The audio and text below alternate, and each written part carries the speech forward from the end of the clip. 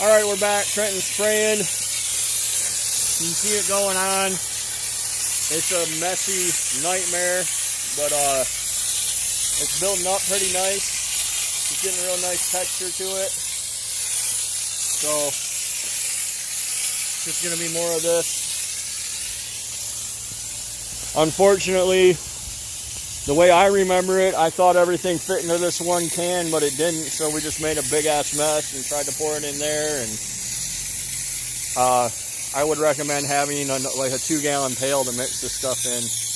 I did not, and we kind of paid for it, but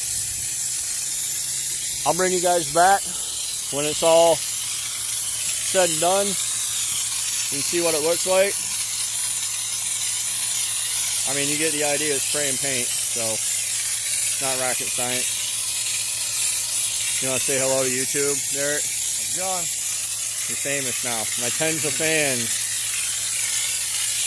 Derek likes money. Oh yeah.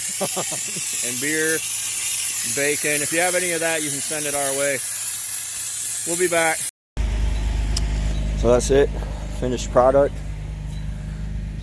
Came out really nice. Like I said, those the texture of it hides everything, so you don't have to get like your seams perfect where you weld them together. But that looks pretty awesome. It really made a big difference in how this truck looked, because it was, you know, kind of a typical rot box before. It still, you know, has its minor flaws on it, but any like rattle can bedliner, these fenders, I think they're from like an off-colored truck or something, but yeah, it hides everything. And this stuff sticks, like you can cut it. It's very durable. So that's it. Liner Extreme. I'll have a link to the product below. It's an Amazon affiliate link, so if you actually buy it from that link, it helps me out a little bit. But I hope that helps you guys if you're trying to decide what to do with your rusty Silverado or whatever you have. This stuff works really well.